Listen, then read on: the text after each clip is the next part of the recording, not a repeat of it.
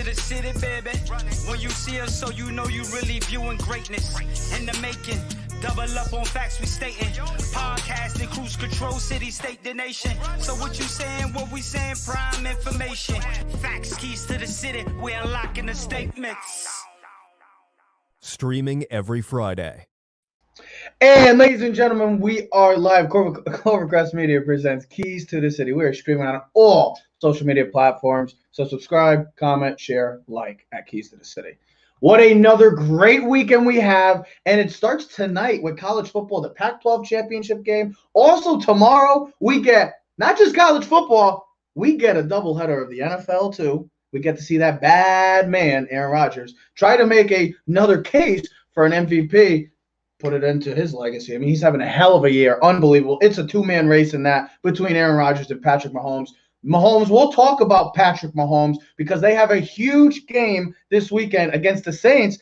And breaking news early on in today, Drew Brees is going to be the starting quarterback. So my friend Taysom Hill is not playing this week. Hopefully they use him. We'll see how that gets in.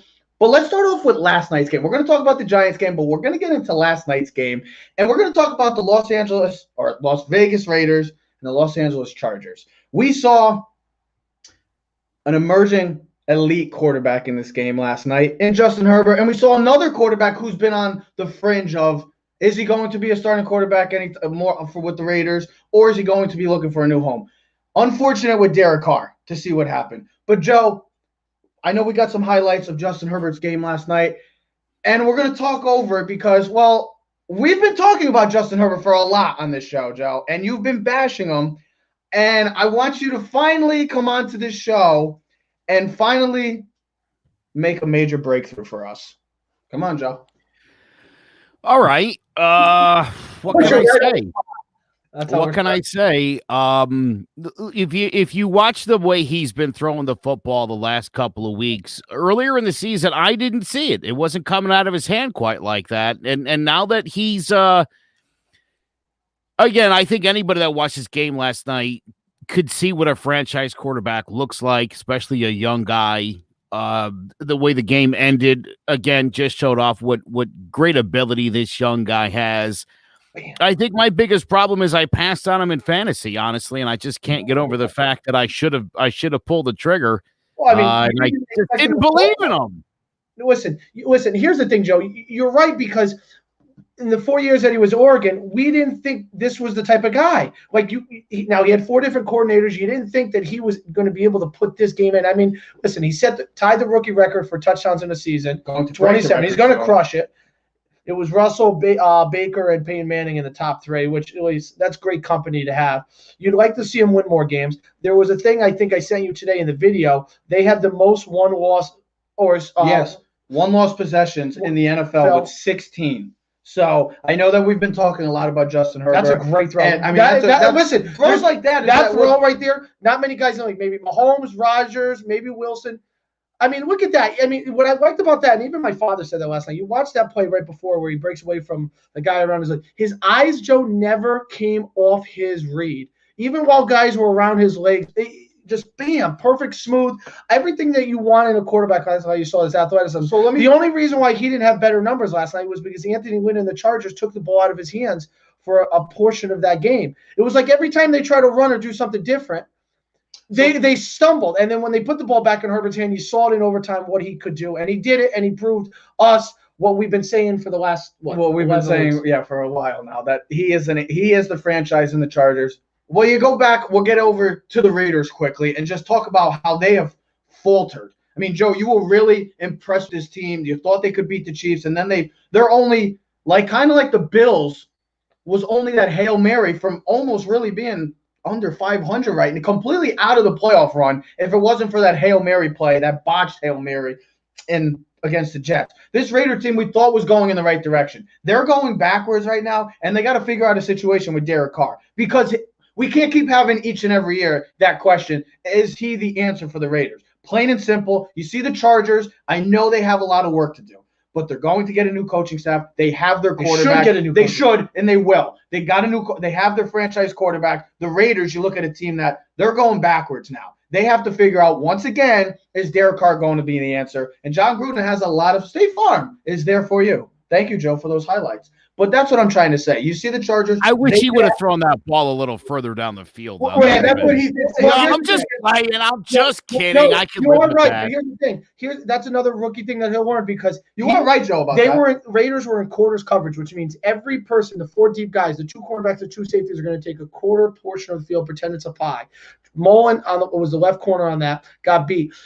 If Herbert sees that sooner, once the receiver is – because they say once a receiver is even with the defensive back, he's got him beat.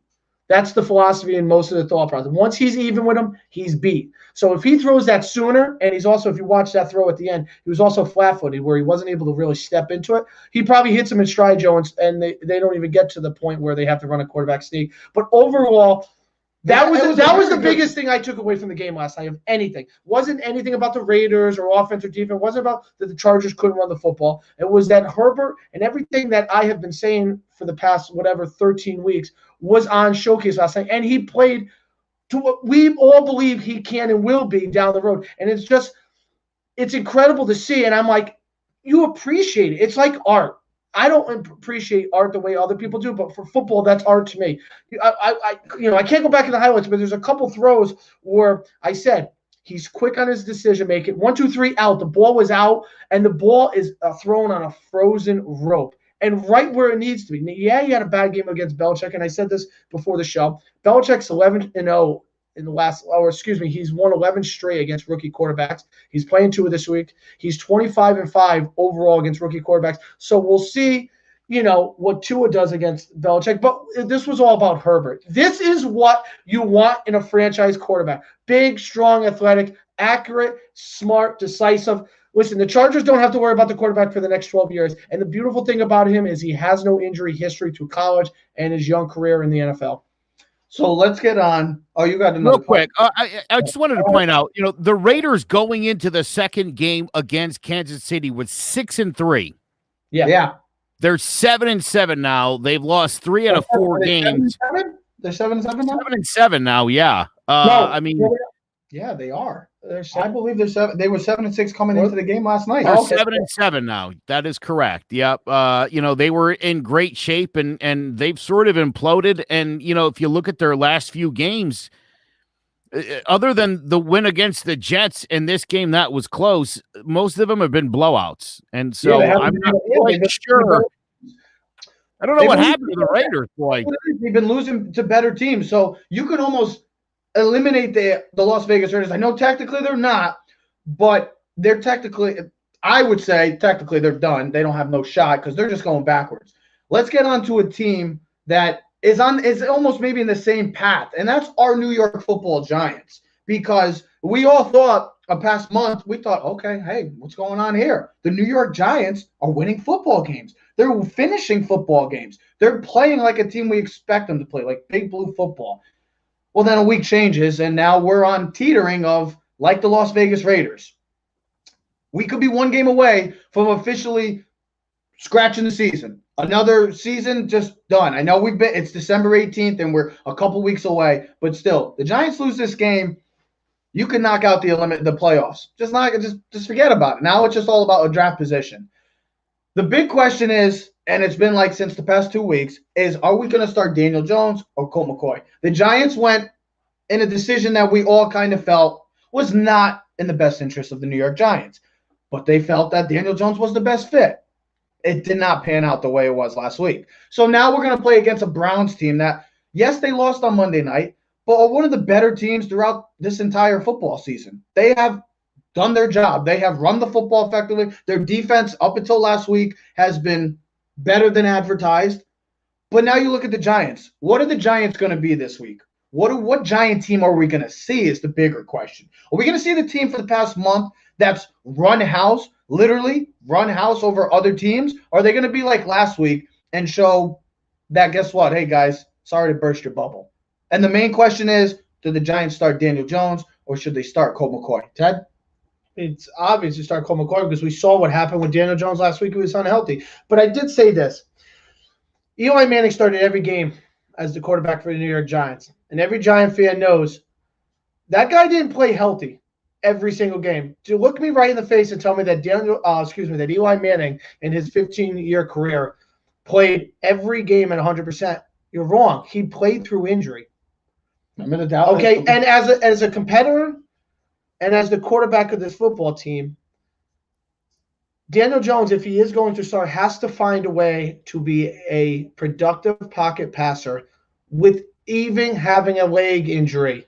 Okay? Remember the major injury he had against Dallas in like week 1 a couple years ago? I see a couple years ago. Eli. Yes. The year they won the Super Bowl, it was in 2007. It wasn't the injury. It wasn't the week 3. I swear to because his streak was on the line, and it wasn't week 3. Okay. Whatever. Tell me it wasn't. Go on. Just go on. It wasn't the week. Just go on. It wasn't the week. Just go on. Jesus, just go on. I'm telling you, go on. It wasn't. This is what I'm talking about. See, he aggravates me. What did I do? I didn't say anything wrong. It wasn't. I didn't say nothing wrong. Listen, you're getting very emotional today. Because he's getting very emotional, Joe.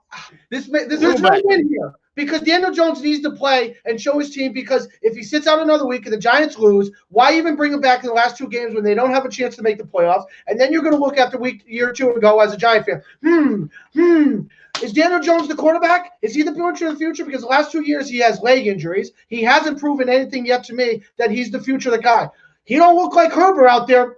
He doesn't look like other guys. Okay, you don't have to have other guys that are productive quarterback. We know what Dwayne Haskins. See ya. Joe Burrow was on a good streak. We like what Tua. We're still got the thing. But listen, Baker Mayfield kind of looks like the guy. Maybe he will be the future for the Browns. Sam Darnold, out. Rosen can't play. Stinks. Josh, hey, listen. Joe, third year, Josh Allen. Joe, see what I do? That guy's the real deal. This is why I'm the ultimate heel, baby. I fired people up. That's what I'm talking about. By the way, week three of 2007, Eli did against Dallas get slammed and he missed the final drive of the game, and there was concern he was going to miss a game. So you're not wrong, but I think Teddy's definitely talking about a different game. You guys are talking about different games. He's talking about something but different. He's had multiple. Of course he has. No, that's the point. That he has fought injury. And here's the thing: they are not going to beat the Browns with Colt McCoy. And you're going to be like, well, what about Russell Wilson and Seattle? Browns are better. But haven't they can? Hold on. Okay, now this is where we have a better offensive line. So I'm glad they have a better defense. Okay, but this is why I'm glad you said that now. Because hold on, let me disagree with you for a quick second. Because I'll give you their last the last 5 games they played. They beat the Texans 10-7. They beat the Eagles 22-17. The Jaguars 27-25. The Titans 41. Beat the Titans 41-35 and lost to the Ravens 47-42. 2 games in Cleveland. You don't want to get into a shootout with this team, but can you play them to a 10-7 or a 16-6? I definitely think you can, and I think Colt McCoy would be the key to this. I think Colt McCoy again. I point out in last night's game, the Chargers go into the half 17-10. They come out, they go with 3 and out. The Raiders get the ball and score. And I thought, if this kid's a franchise quarterback, Herbert, he better go on it. And he went on a 12-play drive, and they went and they scored a touchdown right back. Mm-hmm. And that was the moment where I thought, all right, I guess I'm going to have to relent on this kid, because that's what I want my starter to do. A 3 and out, they score, put the goddamn ball back and put it back in the end zone. That's what your job is as a starter. Your defense blows it, you get their back. That's what Justin Herbert did. The Giants weren't able to do that last week. Yeah. Because Daniel Jones didn't have the ability to move or to do anything. The offensive line was disgustingly bad, and it just highlighted just how hobbled he was.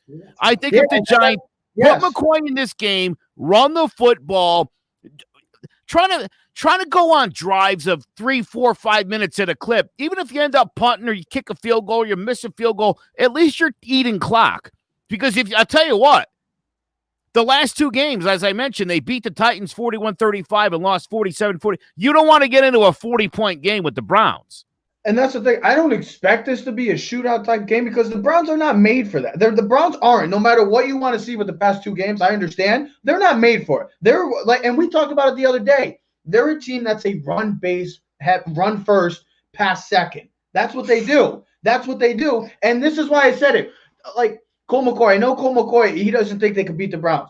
Well, if their defense plays the way, like the defense played great last week still, but when your defense has to keep coming out after 3 and out, they're not good. They're going to get eventually tired. They're not going to just stay all rested and drained. It's just not how it is. If they have the game plan like they had the past 4 or 5 weeks, not even last week's, scratch last week's game.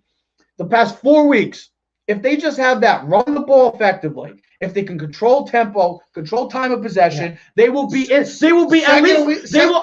All I'm trying to say is they will be in the game. Will they win the game? That's on them. Probably not. That's on them. But if they can play that type of game like they did in Seattle, they have a chance to win this game and a high chance to win this game. Well, the Browns, I don't think a high chance. The Browns need this game just as much as the Giants, if not more. Okay, they're 9-4. They're 2 games behind Pittsburgh. If they win out, they have an opportunity, and they'll set up a huge game in Week 17. And if you look at the way the Steelers are playing the last 2 weeks, nothing in my mind tells me that the Steelers got this division wrapped up yet. Okay, not at all. No. And the Browns need this game, and they know Baltimore and the Colts and Miami are right there on their heels. So every game for the Browns is seriously important. Mm-hmm. And so is the Giants, of course. We know that. But what do you really expect from this Giant team who have if it wasn't for the Jets this year, the Giants have the worst offense in football, statistically. Yards per game, points per game, and that's the biggest thing. If you ain't scored, then you should be putting up a lot of yards, right? Because you're up and down the field. They do neither. They don't put a lot of yards up. 300.1 yards per game. It's 31st, and 18 points a game, maybe 19, whatever. It doesn't really matter. We're talking about 1 point. You're under 20 in the NFL. Everyone scores 20 points a game minimum.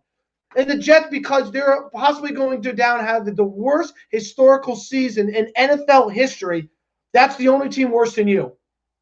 Think about that. That's how bad the Giants' offense is. And the Giants and the Jets are, they're atrocious. They're anemic. Everything about the Jets. And listen, atrocious. In 2 weeks, in a matter of 2 weeks, you saw the full rainbow perspective of the Giants, the good and the bad. And the ugly. Hell with the ugly. The ugly is the bad. Last week was ugly. Last week was against an Arizona team, 157 yards of total offense. Couldn't run, couldn't protect, couldn't pass, couldn't do anything. Now, don't tell me that if Colt McCoy was playing last week, that all of a sudden they were going to throw for more yards. I know Daniel Jones wasn't healthy. Hold on. Let me just finish. I know what you're saying. But then the week before, you saw Colt McCoy. The game plan worked. They did exactly what Joe and we had said that they have to do to win the football. Control the clock, make the throws on third down when you need to, and convert. And the defense has to keep the – Can the Giants really play up to that level every week to get them to the playoffs? I don't think consistently in a league that scores points – and you have to score points to win games because at the end of the day, it doesn't matter if it's 2-1 or 41-40. You have to score more points than the other team. And I don't know if this team can consistently do it on the regular basis. And I think when I look at the teams ahead of them, I'm like, as bad as the Cowboys are, I know they can score points. They just can't stop anyone. So can the Giants do enough to win? That is, at the end of the day, it doesn't matter who the hell's the quarterback. Joe, you, and me could be the quarterback. Are the Giants going to be able to put enough points on the board to win this football game? That is the bigger question. And if Daniel Jones is not playing, you as a Giant fan in the back of your head are going to be like, again, another big game that this kid's going to miss. And I know last year was bad, but every game. And that's the thing that frustrates me is that it's been 2 straight years, Joe, that he's had leg injuries. And that's why, as Giant fans, we've been so spoiled for the past 15 to 16 years because we had a quarterback that, yes, he battled injury, but he was we always knew whether it was at 1 o'clock, 4 o'clock, or 8 o'clock at night, or even on a Monday, that we would see number 10 putting on the helmet and shoulder pads and be going out to the field and do a battle. And that's why it always frustrates me too. Is this a lose-lose, Joe and Trev? Is this a lose-lose for Daniel Jones? Like, yes. And what I mean by that is if he plays and they lose, it's a loss. But if he doesn't play and the Giants win, what does that say about Daniel Jones? Maybe the Giants. I mean, does that say anything? I'm asking both of you. Go ahead, Joe. I'll let you, Joseph. All right, here's I'm going to throw a couple things out at you guys. First of all, the Giants scored 47 points in their first 4 games. They scored 168 in their next 6 games. In the last 3, 19, 17, and 7. So they were scoring, then they stopped scoring. Another observation I've made, the Giants were on a 4-game winning streak when they lost last week. So was Cleveland. They'd won 4 in a row, and they lost. Guess who's on a 4-game winning streak right now? Washington. Yes, they are. And they're playing Seattle. So 5-game winning streaks are really difficult for really good football teams in this league. Absolutely. So I feel like if you're the Giants, you got to feel good about Washington losing. Now, the question becomes, can the Giants score enough points to win this game? Yes, and I'll tell you why. If Daniel Jones is in this game and you're up 17-0 and you play that game where you just sit on the ball going into the second half, that's where you'd get in trouble in this game. Because then you'd have Baker throw for 350 and 4 touchdowns, and you'll probably lose the game. Especially with Bradbury being out. I think Colt McCoy starting this game, maybe they put up 7 or 10 points in the first half. Maybe they don't put up any. Maybe it's another one of those 6-0, 9-0 games. I'm telling you, as long as the Giants don't get too far ahead in this game, it's going to be it's going to be the ball on the ground, and I think that favors the Giants as far as because look, once the Browns have scored their 25th point in this game, I'm pretty sure the Giants will lose it no matter what, or no matter who's on the field. They've got to keep the ball on the ground, and this can't turn into a shootout. It only turns into a shootout, I think, if the Giants are up. I think if the Browns even get up in this game, it's going to be one of those. The Giants might as well just run the ball. Don't go to a hurry up because you'll just be setting yourself up for more failure. Can we say though, because we've seen enough Colt McCoy? I know it was one game, but we've seen what he can do. Like he can still make the plays when asked to. That I know people don't trust him enough, but what makes you say that Colt McCoy may be a better option this week? I mean, I'd rather have Colt McCoy than a guy that's hobbled, that is questionable with ankle and hamstring injuries. And the most important thing, and you would never question that if that was Eli Manning and her, you'd be like, it was nothing. I know you guys. Hold on. I know you guys want to make fun of me for this, but for 2 weeks, Mike Glennon looked like a NFL quarterback for Jacksonville. He's back out of the lineup. Minshew's back in running the show. But for 2 weeks, all Mike Glennon had to do was look competent, and he did, and he kept him in both of their games. Again, Trevor, you can make the face that you want. My point is, when you have a backup quarterback who can come in and make some plays, he doesn't have to be great. That's what I'm saying. Look at Marcus Mariota last night. Colt McCoy has to be Colt McCoy has to be as good as Mike Glennon, as good as Mariota, just good enough. You don't have to do anything special. No one's asking you to go back to your college things and get Colt McCoy and throw. That's not happening. But he can make enough plays because he's a competent enough quarterback. And when teams don't get to see him or plan for him, again, dude, a big part of Mike Glennon's success in Jacksonville was nobody saw him. Nobody was expecting that guy. And all he do was go out and make plays. When you can make things simpler for your backup quarterback, it's almost better for your offense.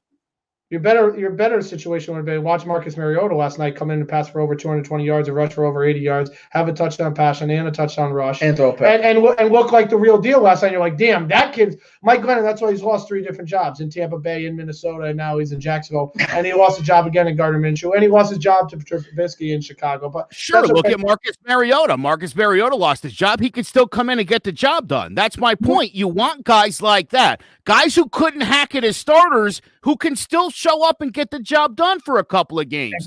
You can make fun of Mike Glennon all you want. The guy got the job done. He had 2 outstanding starts in a row for Jacksonville. Mariota comes in and plays great. Colt McCoy comes in and wins a freaking football game. There's value in a good backup quarterback if he knows his role. And you're making it. Listen, I can argue this, and then you're going to come at me.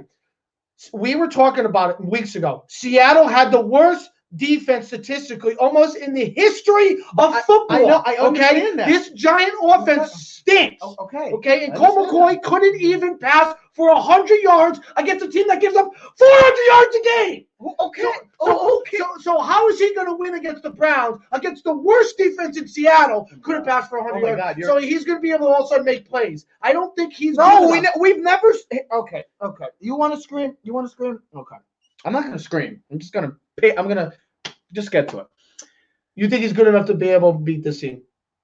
You're making it seem like the Browns are freaking like the 86 Bears. Like they're dominant. Like they got Dan Marino as their quarterback. Right. And they got, as if Colt McCoy, as if anybody expects Colt McCoy's going to throw the team on his shoulders. Stop that. Like, bam!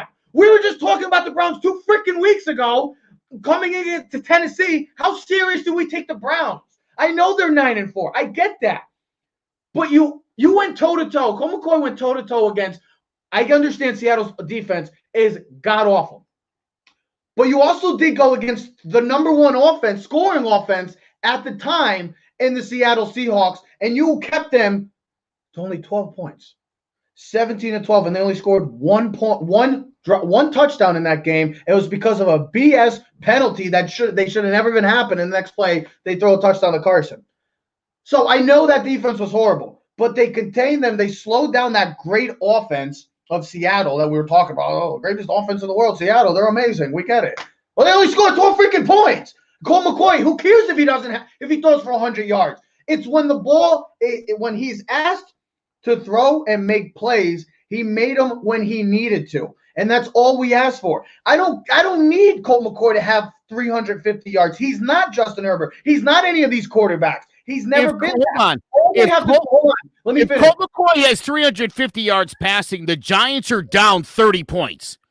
No, that's a fact. The Giants are getting murdered, and he's just heaving the ball down the field. There's no way Colt McCoy gets 300 yards. And that's what I'm trying to say. So, also, they ran the ball so effectively against that Seattle defense in the second half that we didn't need Colt McCoy to do much. If they could, the most important thing, and it's always been New York Giant mantra, if they run the football, everything else takes care of itself. Hey, maybe plain and simple. Hey, Eli sucked when he didn't have a running game, but when Eli had a running game with Derek Ward and Ahmad Bradshaw and Brandon Jacobs and don't you remember his best year was when they didn't have a running game when he had 4,800 yards passing, over 30-something touchdowns? Yeah, with McAdoo. I know. I get it. That's why they were 4-12 that year too. If the question is, can Colt McCoy lead the Giants over the Browns? The answer is yes. Is it likely? No, of course it's not. Yes, I agree. It would be unreasonable to suggest any backup quarterback's going to beat a playoff-bound team, period. It would be an absurd thing to say. Do you think this is a tougher test? The Browns compared to Arizona? Do you think this is a tougher test for the Giants defense, the Browns offense, with the downhill running of both backs and play action with Baker? Compared to Russell Wilson, because I don't care about the Arizona. I'm wiping that game out. Okay. That was let's go against Russell, who can't run the football, and they throw the ball. Do you think this plays? No, I think it's set up more for the Giants because the Giants have a good run defense led by Leonard Williams, DT, and Big Dex. So they have the defensive line to get in the backfield and cause problems. And if you have to let Baker, if you could take away or just at least minimize that ground attack, because there's you're shaking the camera, buddy. Sorry, bro. We want to look good. We don't want to be blurry. If you can minimize that running attack, because they're going to run the football, and they've been able to run it on everybody that they played. So if they could just minimize it, they should and give the ball to Baker Mayfield. You want that. So what makes you think that the Giants can't do that? Because they do have one of the better defenses in the game. 7th ranked rushing defense to give up 101.5 yards a game. The Giants? Yep. The Browns have the 3rd ranked rush offense. They rush for 100. The Browns are 0-4. The Browns are 0-4 against good defenses. Who were the defenses they played? Steelers, Ravens, Steelers, and the Raiders. Those are the 4 teams they lost to. Although, at the time, the Raiders were playing very well. The Raiders' defense sucks now. But at the time, Colts too, right? The Colts? Yeah. Ravens, and Steelers. Okay.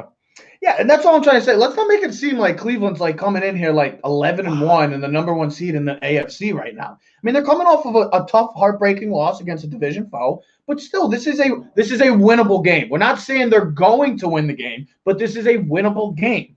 They have what it takes, and I feel that having Colt McCoy as the quarterback gives the Giants the best chance. Well, maybe Freddie Kitchens is the best chance. Ted, you asked that question. Freddie Kitchens, Joe. Yeah, Freddie Kitchens gets Jason Garrett. Team.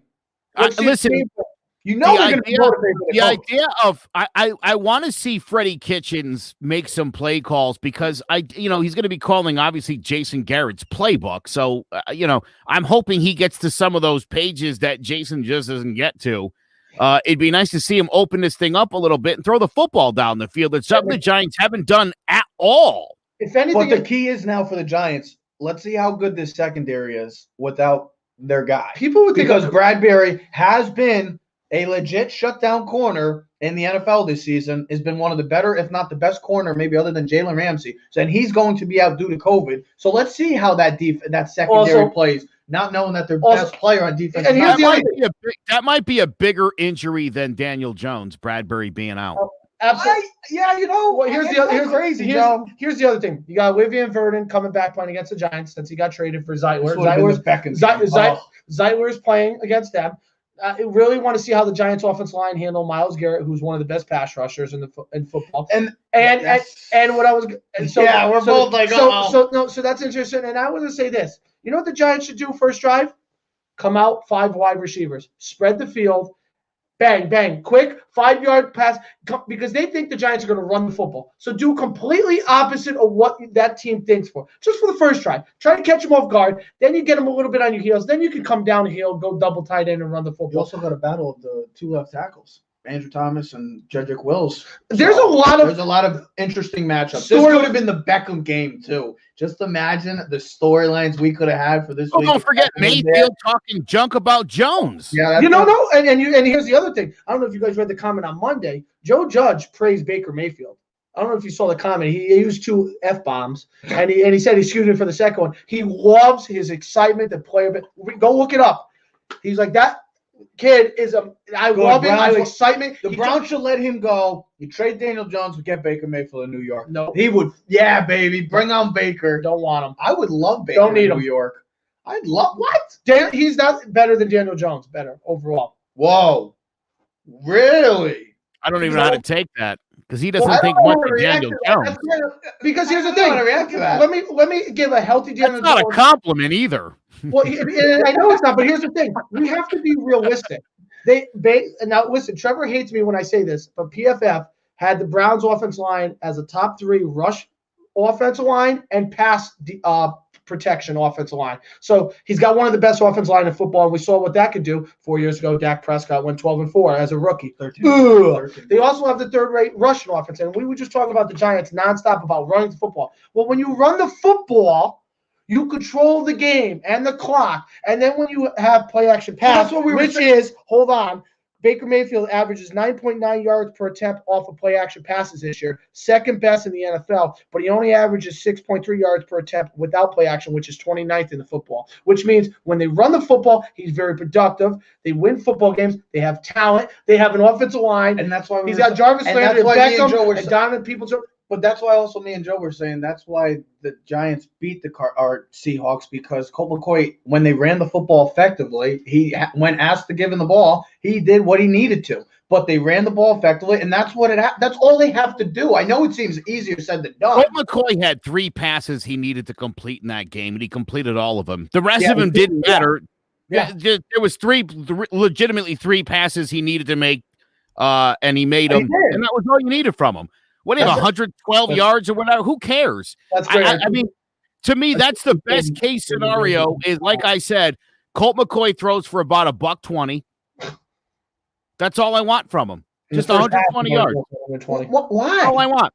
He doesn't have to. Because we're going to have a big play touchdown over the top to Darius Slay when they're playing man coverage. And he's double tight end. You hit I have been honestly thinking about that. Look, you lull him enough to sleep trying to run the football, and you do some play action, and you. I mean, like the Plaques back in the day. It would be again for the Giants with especially with Colt McCoy, or say you start hobble Daniel Jones. If you don't try to throw that football down the field at some point, and it's shocking that this team, unlike everybody else in football, just barely ever makes those. It drives me nuts. Again, if they're going to load the box, and you know they're gonna, with Colt McCoy in the game, or again a hobble Daniel Jones, why wouldn't they? It's just setting you up, but because the Giants don't take the bait, we'll see. We'll see what happens. Again, they didn't throw the football down the field till late in the 3rd quarter against the Cardinals. So I don't know. We'll see. No, I mean, listen, Ted made a good point. Could this be a lose-lose for Daniel Jones? Saying that if they So what you're going to say? No, I just said he's hurt. He's hurt, but you fight through the injury, plays, and the Giants lose. It looks bad on him. He doesn't play well. Or if Colt McCoy wins the game and go, wow, the two biggest games of the season, Colt McCoy was the winner of the quarterback, and our real quarterback wasn't healthy enough to play. Do you find it to be a lose-lose for Daniel Jones this week? No, and I'll dispute something else you just said. You talking about Baker Mayfield. I think Baker's a great quarterback for the Browns. Yeah, for absolutely. what the Browns are doing, he's perfect. Again, this idea that I need Pat Mahomes and I don't. No, let's not talk Pat Mahomes because he's Superman, and there's only one Superman, okay? But only one team needs Superman, and only one team plays with Superman, and I get that. Baker's perfect for this team. Just the same, like I said, I see the skill set I see in Daniel Jones is reminiscent of a mediocre guy in Jeff Hostetler. Jeff Hostetler wasn't a great quarterback. He didn't need to be.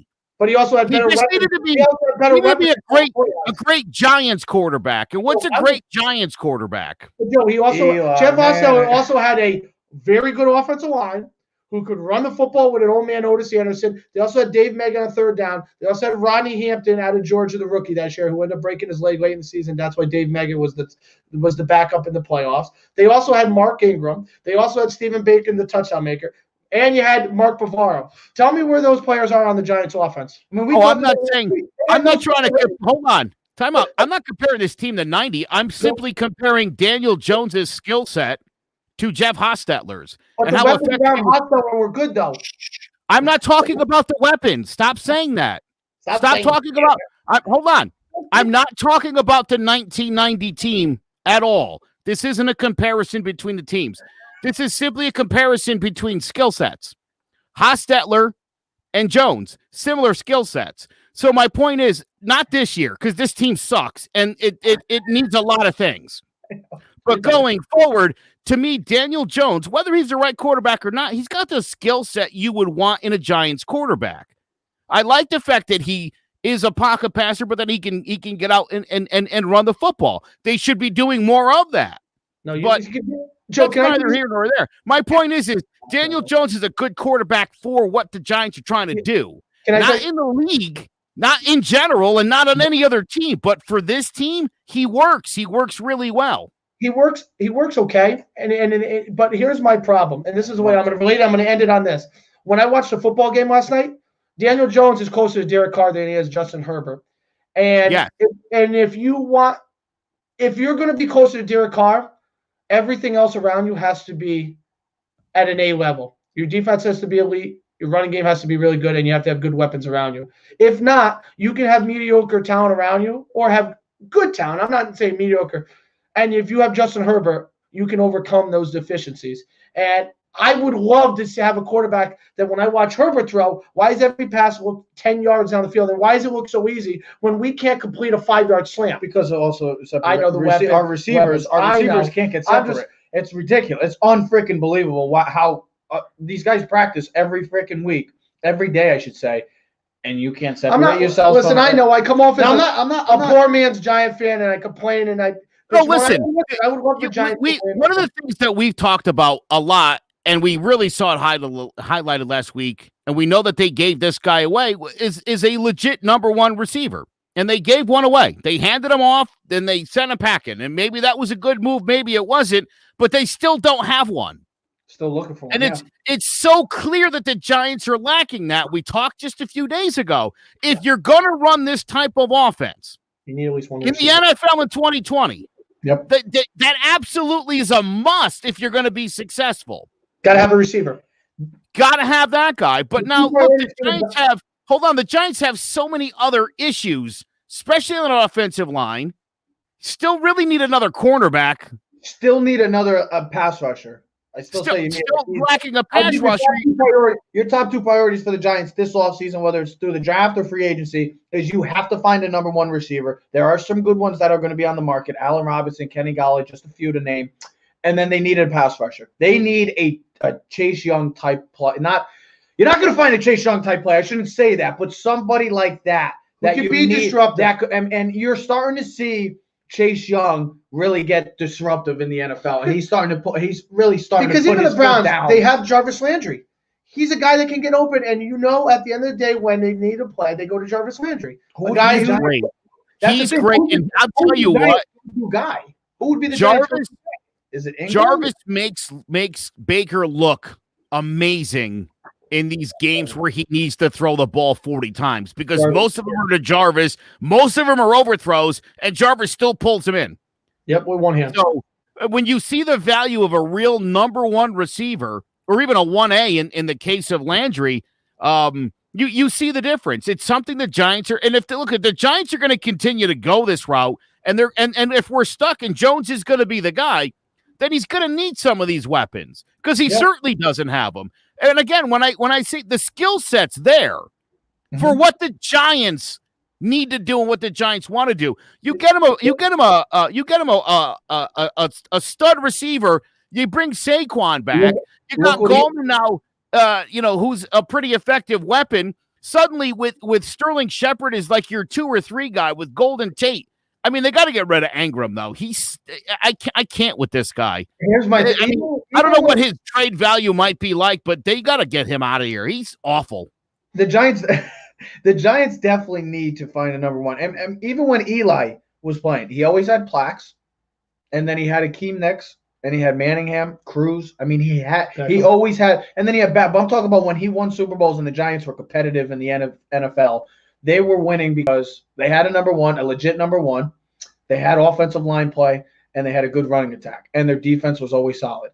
The Giants, they might have found their defense, about 90% of the defense. Still got to figure that out, though. Get a number two, get a pass rusher, but that offense has been missing for quite some time now, and it's showing. And last week, I think I think we should really thank the Arizona Cardinals because they really exploited the Giants' offense and at times the defense. So I know we've been riding high with the Giants, but this is another must-win game. If they want to continue their season, they have to win Sunday night. If they don't, well, Giant fans, let's wrap it up for 2020. And Teddy, just so you know, I'm picking the Browns to win this game. No doubt in my mind. Listen, all three of us want the Giants to win. Yes, of course we do. I'm picking the Giants, Joe. I'll tell you honestly, my biggest concern is I don't see how in 1 week's time that offensive line is going to figure out what the hell happened because that was a disaster to epic proportions. I've never seen a unit play so well for 5 weeks and then just seemingly forget what they were doing. That was disgustingly awful. I just thought about it. I'm sad we didn't talk about it more, but like Joe, you did mention it. Maybe the biggest loss of this whole week is Bradbury, because at least you know wherever he is on the field, that's a shutdown area. Now you can defensively, now you can scheme the rest of your defense off there, because you can say you got him, and we'll worry about the other 9 guys. Okay, we don't worry about the quarterback running. We'll worry about the other guys. We can focus. We can play man coverage, play 8 in the box, and say our corners and our safety over the top are good. But now it means the players got to step up. They got to step up. That's what it comes down to. This is your chance to really showcase your skills. And guess what? It's time to show up because we have the next Deion Sanders, the backup, and Colt McCoy is going to be the next Jeff Hostetler. And we're going to the Super Bowl, baby. We're going to go 8-8. We're riding high, baby. Speaking of Super Bowl, let's get into the biggest matchup of the entire weekend. Maybe not in just college football, but in NFL as well. This got bigger now. The breaking news today with Drew Brees coming out. Oh, yeah, the breaking news, the major news that we didn't think would happen. Drew Brees is coming back. He's back, ladies and gentlemen. Now we get to see. Why is Michael Thomas out? Yeah, what was the reason for Michael Thomas, Joe? He's just hurt again. He's just hobbled again. It's been on and off with this guy. He's out again. So here we go. Explain yourself, Michael.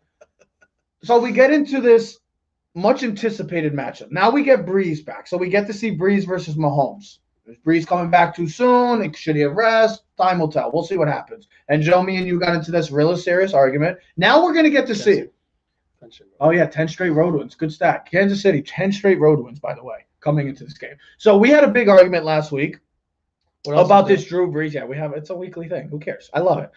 Where Drew Brees and Taysom Hill. Well, now we get to see Drew Brees, Joe. Been out for a while. So let's see what he can do against a defense that's been playing fairly well. I know it's not great, but it's been playing fairly well. And if we want to talk about, well, you want to make the throws, you're going against the best quarterback in the NFL, Patrick Mahomes. You're going against the best offense in the NFL, and the Kansas City Chiefs. Well, Drew Brees, now it's time for you to expand your role, take some shots. I know Michael Thomas is going to be out. This is a big loss for them. Maybe they get back to running the football effectively with AK-41 Alvin Kamara. So let's see. And they're going to use Taysom Hill. You know they're going to use Taysom Hill. He's just not going to go away. So we see this game. What do we make of Drew Brees coming back? Is this a smart decision by him, or should he have waited maybe till the end of the playoffs? Because you know they're going to the playoffs. This is a game they want to win. Yeah. And let's be honest, Drew Brees gives them a much better chance to win than Taysom Hill for the simple reason. Listen, Trevor, the better quarterback right now is probably Hill. Just from a skill level, just from arm strength and running, I would say Hill's the guy. But the thing that Hill hasn't been able to do, and why this change is necessary right now, and why I told you it was going to be a problem, he can't get the ball in the Alvin Kamara's hands. It just doesn't work out. The skill sets are too similar. Taysom Hill is not the right quarterback for the offense that they have. His skill set isn't Breeze's, and you can see it. Yeah, he can't get the ball to their stud, and now your best receiver's out. So it's going to be what you're going to see is Breeze just putting the ball in Kamara's hands. He's going to hand him the ball 18 times. He's going to throw him the ball another 10, 12 times. It's all going to be about Alvin Kamara, and that's the best recipe for a Saints win. I wish I took the picture of the other day. But so here's the thing: Saints and Breeze, 30 points a game. Taysom Hill and the Saints, 24 points. They score 6 points less a game. They rush the ball for 170 yards when Taysom Hill is the quarterback, 120 yards when Breeze is the thing. But they throw the ball for over 255 yards plus. They throw the ball less than 170 yards when Taysom Hill is. Their offense is more explosive running and passing with Breeze as the quarterback than it is with Taysom Hill. Yeah, they're the third leading rushing team with 170 yards per game when Hill is. But if you can't score enough points, you lose games. And at the end of the day, we talk about this and we argue about this. You're going to have to throw the ball to win a football game. Sorry, you're not going to run the ball 40 times a game. This isn't college football with Alabama where you think you're just going to run the ball with Derrick Henry 42 times a game and win football. Doesn't happen. Even the great Tennessee Titans, Brian Tannehill had to make a couple throws in the playoffs for them to win games. So Taysom Hill can't do that. Breeze can, and he'll make the smart and right decision. And you know he will because he's been doing it for long ago. So here's a little funny stuff to talk about. Chiefs, as usual, number one offense in the NFL. I was going to say college football. Saints, they have the number 2 ranked defense right now in the NFL. So you're going to have Marshawn Lattimore against Tyreek Hill. Great matchup that we should talk about a little bit about because coming into the league, first year in the league, we thought Marshawn Lattimore after his rookie season was one of the best corners. He's kind of come back downhill a little bit. But if he can play at that level that we saw his rookie season and could at least contain Tyreek Hill, no one can shut down Tyreek Hill. I always hate when people, can he shut him down? No one's going to get shut down. But can you contain him, keep him under a certain amount so he doesn't expose? Because at the end of the day, everyone else's focus has to be Travis Kelce. His ability to work the middle of the field, leading the league in receiving yards. He's awesome. Is unbelievable. He's awesome. And he's dynamic. And I think they're going to have a safety over the top with Williams and a linebacker maybe underneath and double coverage Kelce. Something that Belichick used to do when you play double coverage against Kelce and Tyreek Hill and you let someone else beat you. You know what I mean? You know the guy's got a fastball and a curveball. You make him beat you with his third pitch. And the thing that makes the Chiefs dangerous is they do have the weapons. Even other than Travis Kelce and Tyreek Hill. They have other weapons. Hardman, they have Demarcus Robinson, they have Le'Veon Bell, Clyde Edwards-Helaire. They have weapons. This will make this team so lethal. Here's another thing. Dangerous. Tyrann Mathieu has 4 interceptions over the past 3 games. Another stat to note, Joe. We want to talk about elite quarterback play and just in general history, what someone is doing.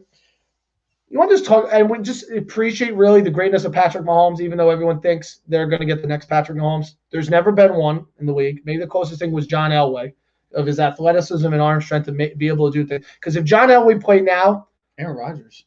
Yeah, but I think Mahomes, talent-wise, is better than Aaron Rodgers. Mahomes has thrown for at least 315 yards in 6 straight games. Pretty incredible. Tied with Breeze in 2012, 2013 when he did that, and Rich Gannon in 2002. What the hell are you doing with your hands? But guess what? According to the Elias Sports Bureau, his 2,309 yards over the past 6 games is the most over a 6-game span in NFL history. Are we just like taking Patrick Mahomes' greatness for granted, or are we truly seeing something that's going to change the game forever? It's not going to change the game because you have to have Patrick Mahomes to change the game. But is it something? He's already done it. But is it something where you have to outscore them to win? And, sure. And the reason why I asked that is because you're not going to be able to contain them or shut them down. So it's like if we can keep them under 30, we got a good chance. I think that's what if the Saints are going to have to win this game, and I'll make my prediction now. If they're going to have to win, they're going to have to keep the Chiefs under 30. They'd have to win a game 27. 30 to 27 has to be the score. I think once you get 30 plus, I think you're asking too much of Drew Brees and that offense to score, and that plays into the Chiefs' hands. I still will take the Chiefs by more than 4 points in this game. I like the Chiefs. I just think they're more explosive. They're playing football, and they understand that the number one seed is in front of them. To finish out the job? Do they bounce back from such a terrible defeat last week too? Because that was a game they should have easily taken care of Jalen Hurts and that Philadelphia Eagles team that's just been a disaster this year. And they just kind of had a no-show. So do they come back more motivated with now Drew Brees playing? Michael Thomas is out, but how do the Saints also, how do they respond to that performance last week? It's kind of like the Giants. How do you respond after a god-awful, a piss-poor performance like they did, like both teams had? And then look, if you're the Saints, though, you get your quarterback back, and you're going to actually be able to utilize your best weapon in Alvin Kamara again, because that's literally been they just couldn't get the ball into his hands.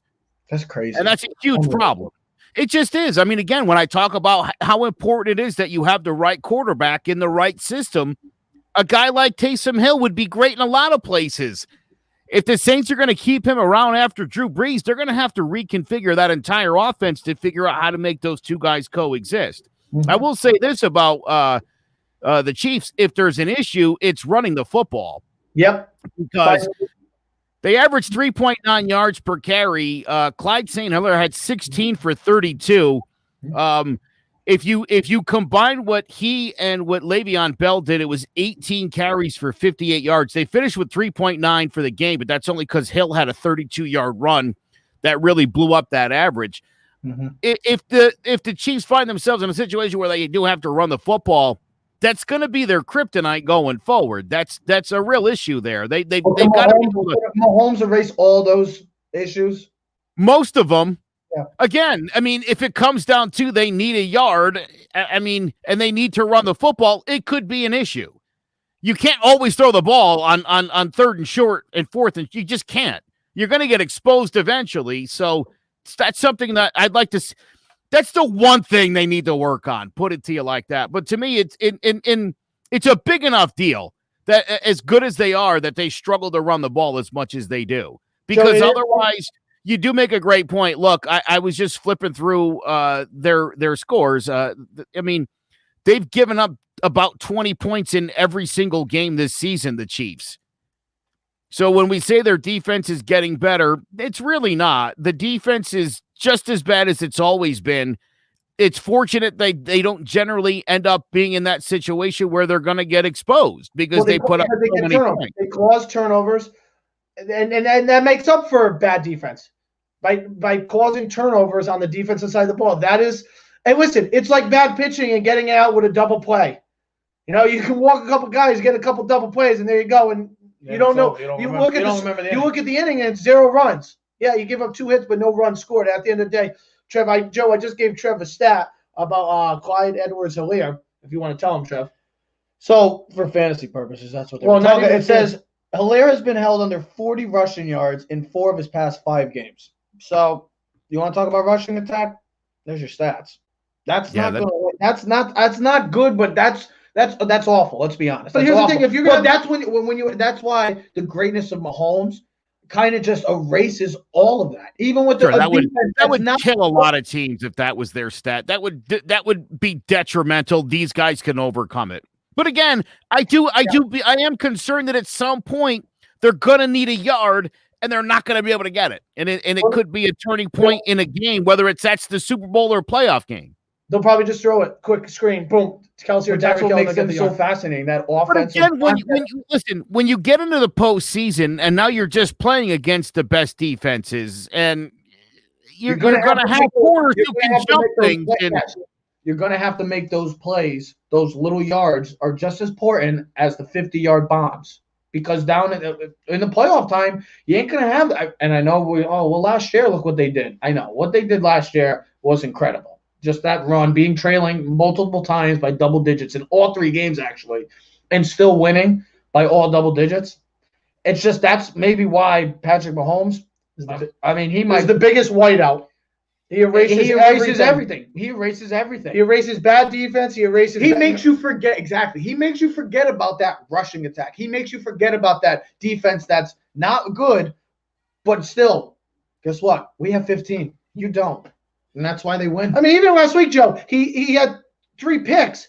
But he still threw for 370 yards. And they still win. Any other quarterback has 3 picks, probably losing the game 90% of the time. And don't forget, they were also up by double digits, and then Miami came back, had a late run at the end.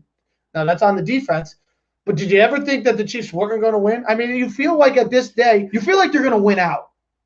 At this current time, right now, on December 18th, you feel like they're going to win out in the AFC, and they're going to win the Super Bowl.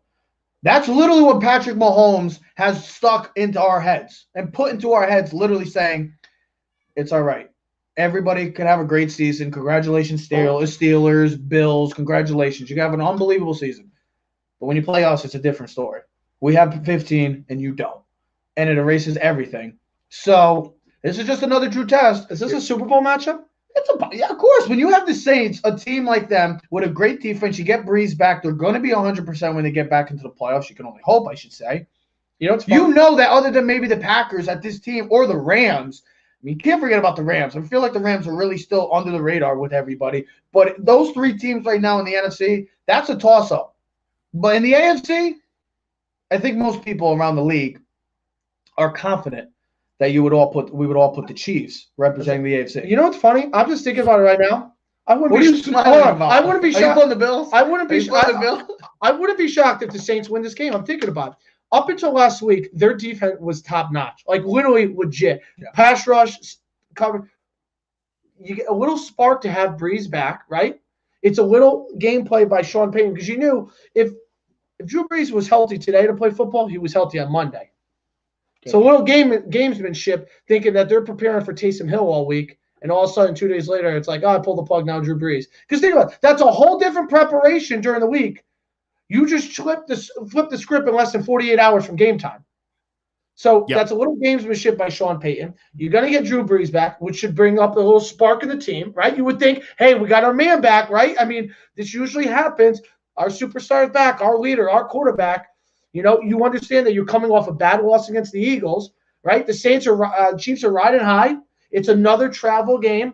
They're coming to your territory. You know, everyone's expecting the Chiefs to win. Chiefs. And here's the other thing. The Chiefs are a favorite. I'm going with the Chiefs.